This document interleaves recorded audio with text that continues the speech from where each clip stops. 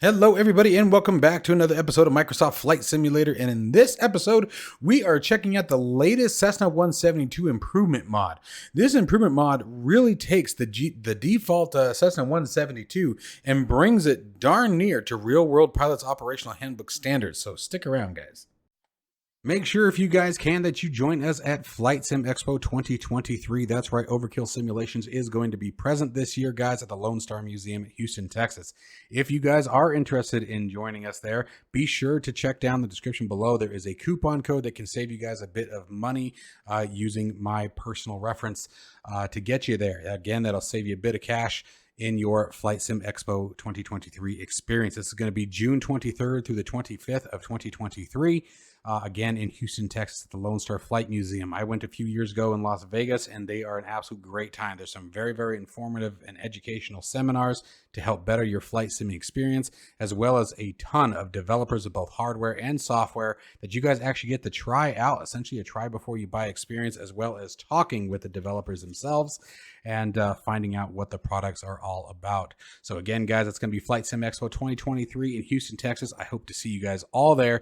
Don't forget to use my coupon code that you can find down in the description below. If you are interested in acquiring any of my Overkill's tutorial guides or simply interested in supporting the channel, please consider joining me on Patreon. Patreon subscribers level tier 2 and above have access to all of my guides as well as any future guides that come along down the road. Patreon link can be found in the description below, and thank you to all of my current subscribers.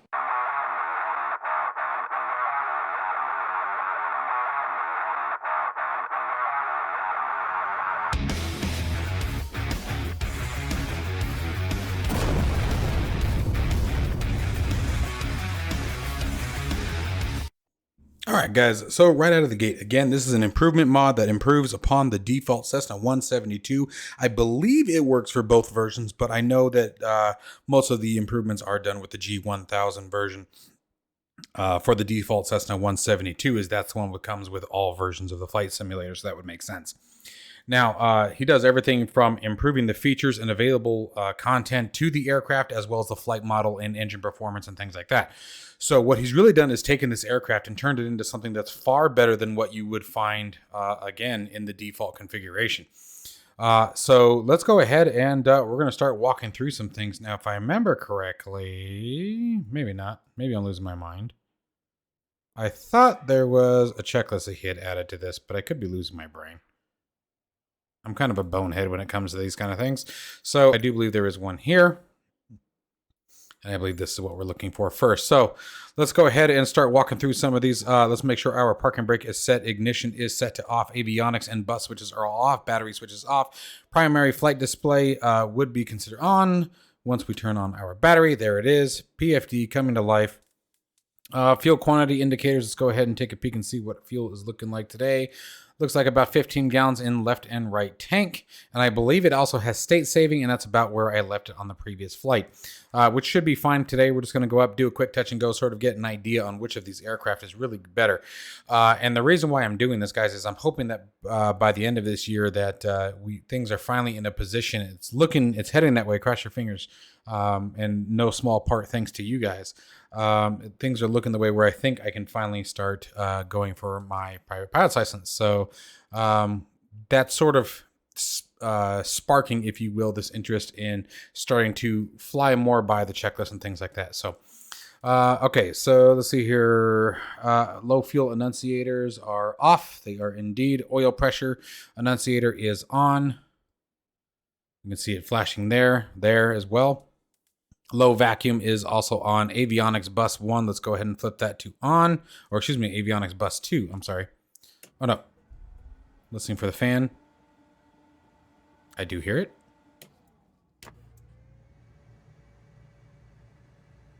Fan is off. Okay. All right, and there we go. Pitot heat on. Check that's working.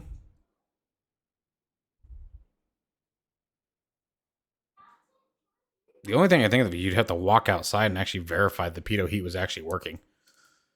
Okay, come on down.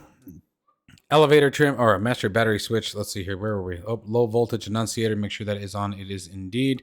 Master switch for the battery and alternator. Switch that to the off position. All right, so we got that back off. Elevator trim into the takeoff position. It is in takeoff. And let's see here. Fuel selectors should be set to both. They are indeed. And finally, static pressure is pushed in, meaning that it is off and closed. All right, so let's move over to the pre-start. Pre-flight inspection is complete. Seatbelts are set. Brakes, test and set. They are indeed. You can see that they are going back to their depressed position when we let go. Where are we going? Circuit breakers are all pushed in and closed. Electro equipment is all off. Avionics switch, bus 1 and 2, as we just verified a minute ago, is off. Fuel selector set to both. Fuel shutoff valve is set to open. And we are good to go there. All right. All right, let's see, where were we? Excuse me. By the way, guys, that's this alternate static air source. That's the fuel valve. Pushed in is open. Pulled out is closed. Anyway, sorry. It just dawned on me that earlier when we were doing the alternate static air source, I referenced this instead of this. So my fault. Didn't want you guys to think I didn't know where it was. I was just looking. Wasn't braining. Okay, so now getting over to the engine start page, we want the throttle to be opened 1/4 of an inch. Mixture set to idle and cutoff. There we go. Standby battery set to test. Hold for 20 seconds. Now we're going to simulate the 20-second hold and call it good. And then we're going to move it up into the arm position. Verify the PFD does come on. Engine indicators. We want to make sure those parameters are set. There we go. All engine indicators are there. And let's see your bus E-volts check. Make sure we have 24 volts at least. We have 24.4. The M bus volts, so we want to be at 1.5. Where's M? I saw that. We're not, ironically enough. Interesting. Oh, 0.5 volts or less. Never mind. Disregard. Okay. Bands apps. Check verify discharge. Standby battery annunciator is on. Propeller area is clear. Master battery switch, set that to the on position. Beacon light comes to the on position. Beacon light, let's go ahead and turn those nav lights on as well. Mixture goes to full rich. Auxiliary fuel pumps on for 3 to 5 seconds and then turned off. Okay, turned off. And mixture, we're going to lean it out. And ignition, let's go ahead and give her a nice clear prop and give her a start. All right, and fuel mixture goes to rich. Good engine start. Throttle adjust for 1,000 RPMs. Let's pull it back a hair. We're actually a little high on the RPMs.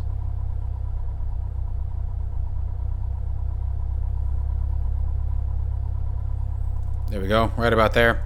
Oil pressure check. We have good oil pressure. Oil temperatures on the rise. Exhaust temperature still holding. Vacuum is indicating.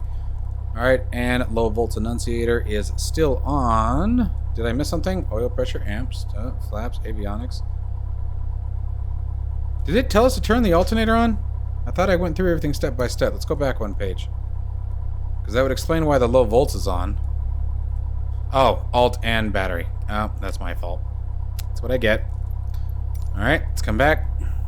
Go back through. All right, so yes, the low volts annunciator is off. Avionics bus 1 and 2 can now come on. Flaps are showing as retracted.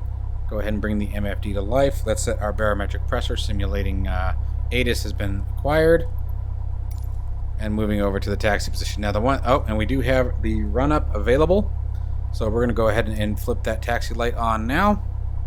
Landing light is not required. Navigation lights are on. We'll go ahead and release the parking brake in just a second once I get the head tracker turned on. And we'll taxi to the run-up area after I get some METAR information. All right, let's do this. So first thing I'm going to do is I'm going to make sure that I have adequate flight controls. There they are. Let's see if I can get back here. Last time I went to do a flight, 182. Profile was messed up on SPAD, so it did not work. All right, so we've done our flight controls. Oh, we have one more step that's critical. Let's get that transponder rolling to on. We are staying with VFR. Let me get my keyboard back up here. We did verify winds currently 1008 knots. We'll be taking off from 11 left, which is very awesome. I don't know how many times you guys have probably heard me complain that I never get 1-1 left. So I am super excited about that because 1-1 left is the closer of the two runways. Tucson International Airport has an 11,000 foot runway, so taxiing to the other end sucks. Brakes are functioning. Alright, let's get taxied out.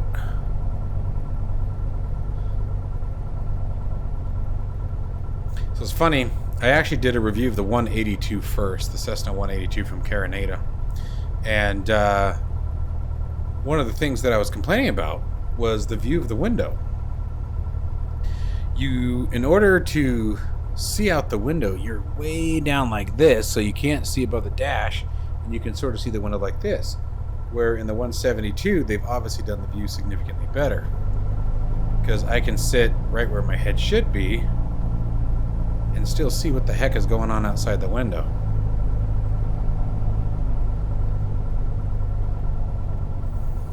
Alright, now I am gonna actually probably squeak right back over here.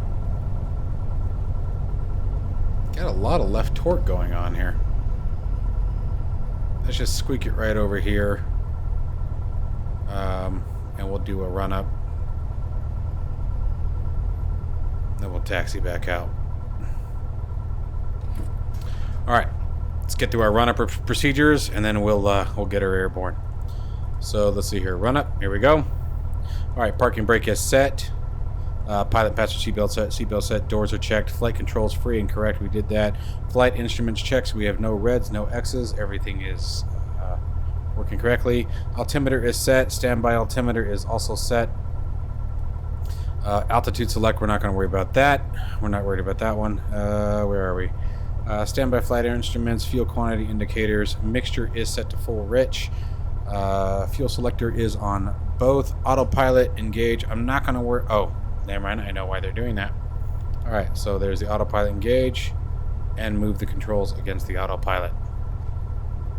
Autopilot disengages, although I don't have any left and right against the autopilot, ironically enough. But I do have vertical. Interesting. Autopilot trim. Disconnect button. Go. It functions. Let's just disable that autopilot now. Okay. Flight directors are off. Where are we? Elevator trim set for takeoff. It is set indeed.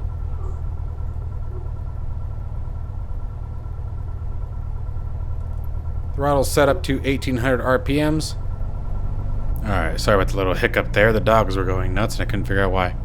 Alright, so RPMs up to 1800. There we go. Go ahead and clear that yoke again. And let's see here. Magnetos. Let's go check magneto differences. So there's 2. No more than 150 drop.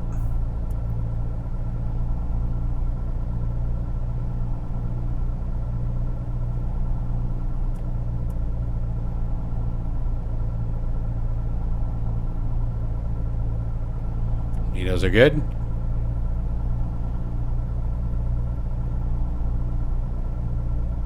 Vacuum. Where is the vacuum gauge on this? Oh, there's our vacuum. Vacuum looks good. Engine indicators are green.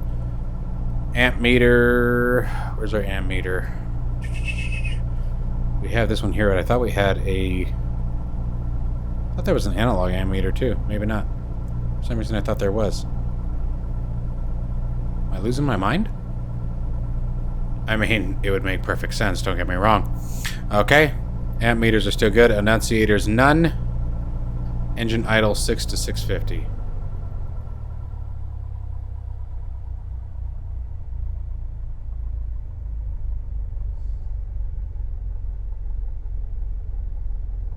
Little bit lower. But I think that'll be good for us.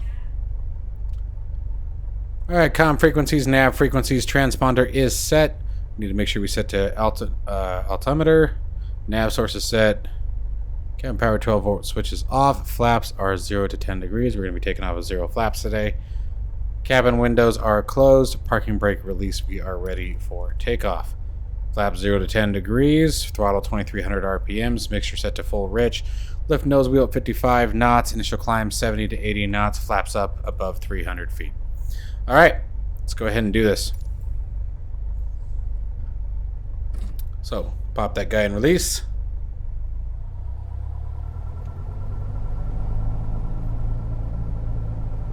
And taxi back over for 11 left.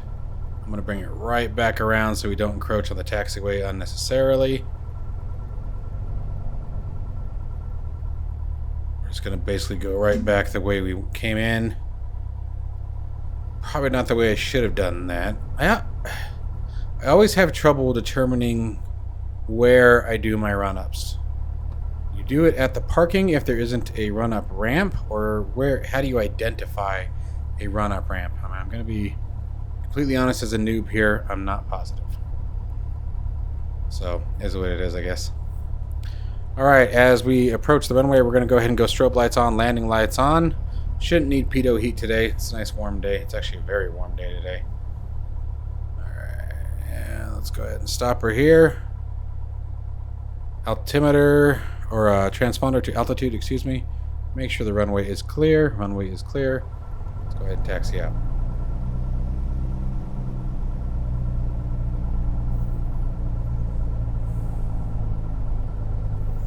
What we're going to be looking for here on these flights, like I said, we're just going to do probably a circuit, maybe a touch and go, maybe just fly a pattern just sort of to see what the aircraft's like here. 2560, so we're going to be looking for about 3960 for pattern altitude today. Alright, because we want 1400 feet AGL.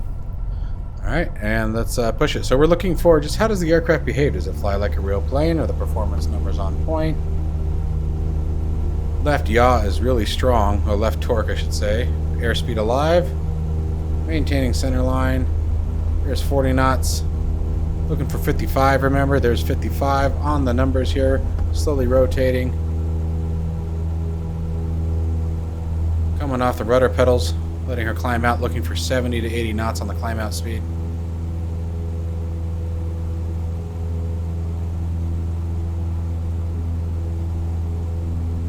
Maintain runway heading until we clear the runway here.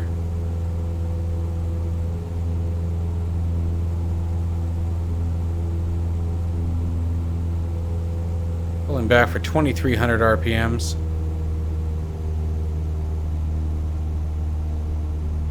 For our climb out. Reducing that rate of climb there.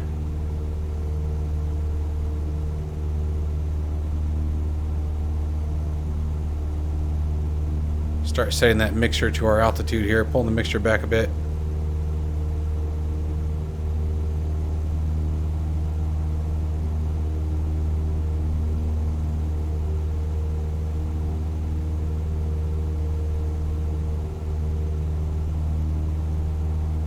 I normally do when the RPMs start to drop and then come back in about another 1/8 inch.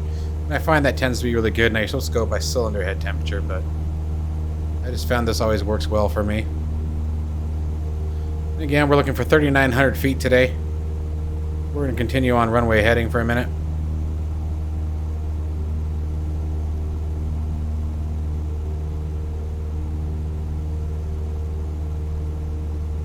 The aircraft feels really good.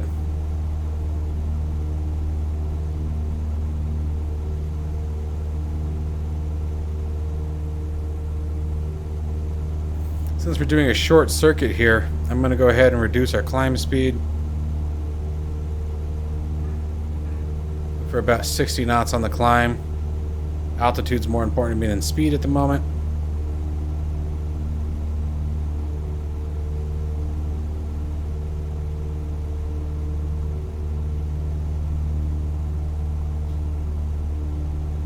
Start making that turn on over.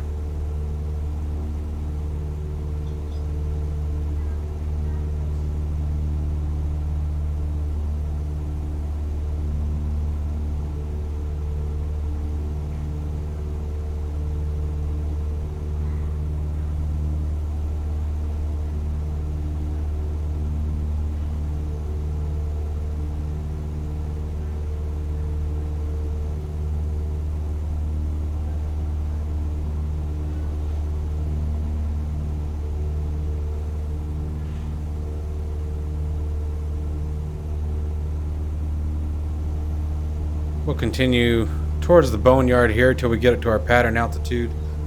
Then we'll re-enter here on the downwind. Or not the downwind, the upwind.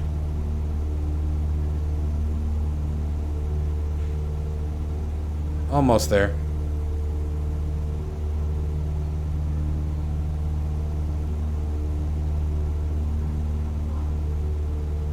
He's really done a good job with this modification. There's 3,900. Let's go ahead and come out of the climb.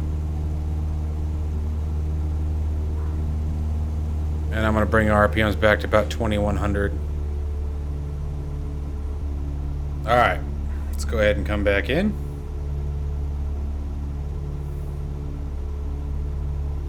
I really like what he's done with the flight model improvements. So in a comparison, I actually did the videos in opposite order. But I did a comparison video of the Cessna 182 from Carneado, as I stated earlier. And it's just because I missed the 182. I like the 182. I've actually flown in the 182 in real life. It's bigger, it's faster. You can really feel the engine, especially on the tri-blade prop. It's fun, right? In real life, you know, you can definitely, takeoffs are definitely faster, more powerful. And so I was doing a comparison of the two, you know, trying to decide if that was even feasible to use as a practice aircraft. I'm getting too high, slightly above our desired pattern altitude. But anyway, I found the aircraft, like, and you guys have to see the video next here. When you fly it, and you, especially on turns, it really, it's all over the place. It slides a lot. Has very weird behavior. Very, very weird behavior. Is it just me or am I like super far? I guess I'm not really that far from the dash, but you guys probably can't see it for squat, can you? Sorry, I'm trying to mess with the mouse zoom and fly the aircraft. Always a dangerous combination. Gosh, I just keep getting too high. I think I've got my sensitivity a little too high on my Virpil. I use the Virpil flight stick for just about everything now. It's comfortable. Doesn't require me to swap between controls. There are times that I miss the alpha yoke, and as I get closer and closer to actually getting into the real aircraft, I'm going to have to come up with a creative way to easily swap between the two, because I don't want to disconnect my Virpil. I don't. I like it. So let's enter the pattern here on the upwind here.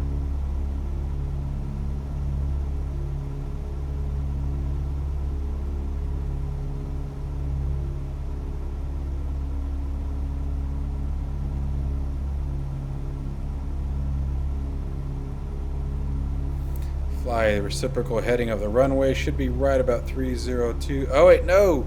Never mind, we are on the downwind. I'm sorry.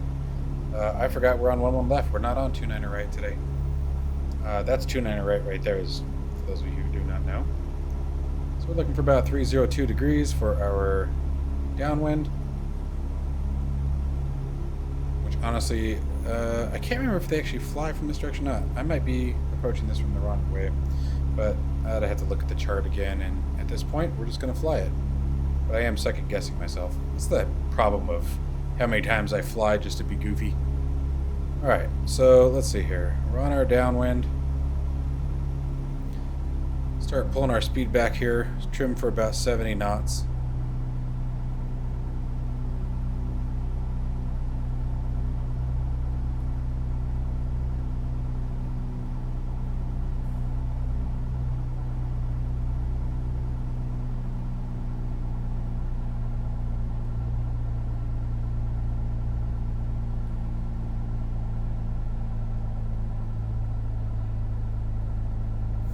We're in a little close. A little closer than where I wanted to be.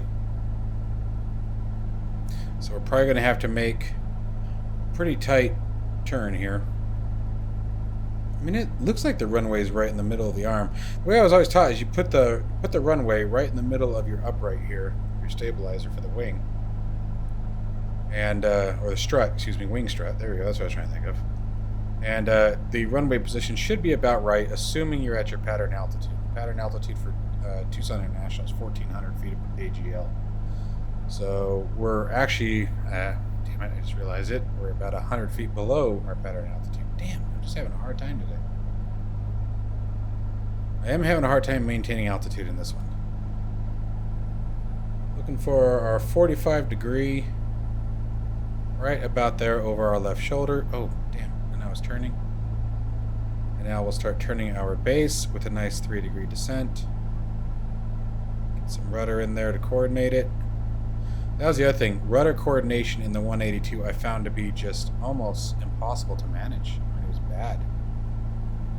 Now we're in close enough that I am a little worried that we're going to be... Let's go flaps 1. We're going to be coming out of the base going right into final. But pretty decent approach. I'm trying to maintain 3 degrees. Let me know if I was actually... That should help me determine if I was actually at my pattern altitude.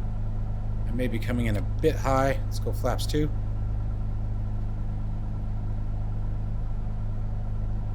Bit high on the approach. We're going to be looking at more like a 5-degree approach, unfortunately. So I was a bit high. I didn't descend quite right.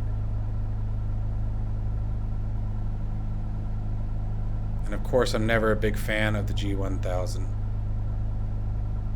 I always fly the space shuttle approaches, just like my old man did. There's full flaps. Keeping that nose down. Power coming way back. Mixture back to full rich. Got my landing zone in sight. Watching those keys. Looking for the touchdown zone today.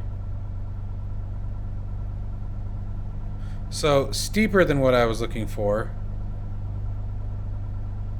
on the initial turn to final.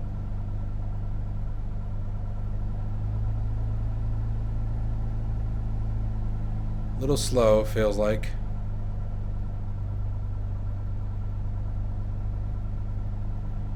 Go.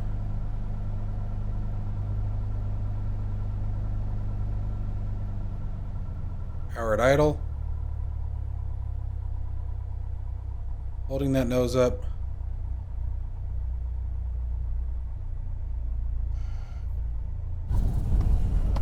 Came off center line. I never managed to get the stall warning. I really don't.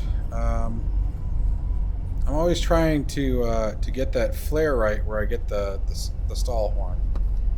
But I just never seem to, which tells me I'm still coming in too fast. So definitely got some work to do. Now, it's not perfect. I think the best aircraft that I have flown thus far, I would say, from a realism standpoint, in my humble opinion, guys, is the Just Flight P-28 series aircraft. I mean, now that you're going to pay a premium for those, right? I think right now they're on sale for $35. And I think normally they run right about $50 a pop. But they're absolutely worth it in my opinion. Sorry, I got to talking, so I forgot about procedures here. Oop.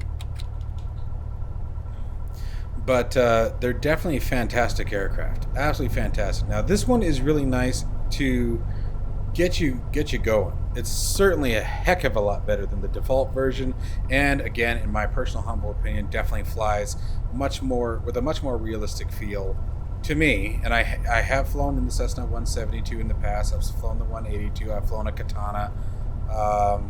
You know, so there are aircraft that I do have recollection of actually flying and handling. And ironically enough, out here in Tucson. So,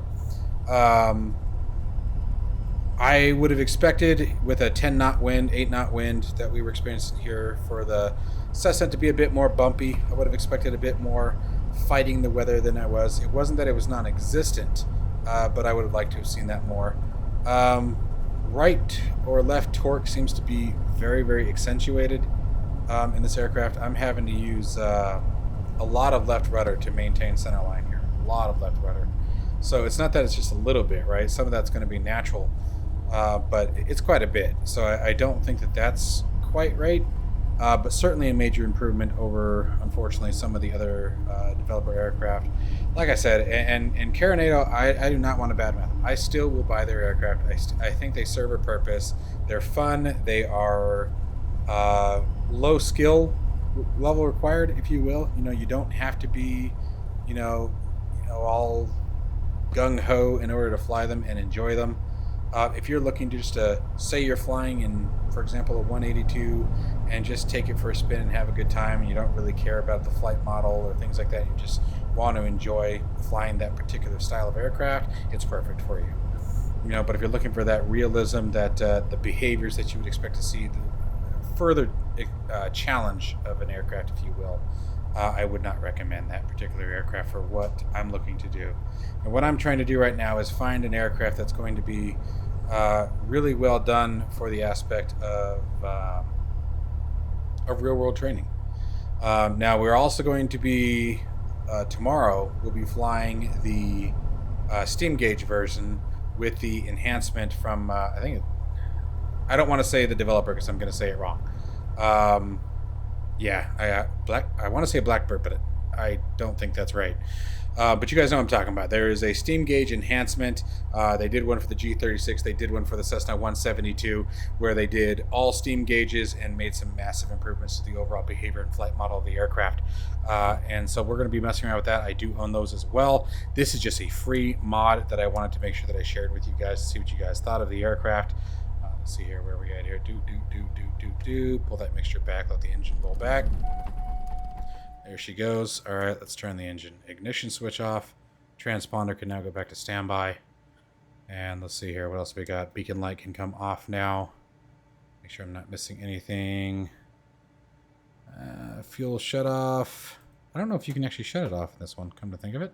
It's not letting me click it. I think you have to pull it to shut it off. But anyway, we could always use that if we wanted to. Anyway.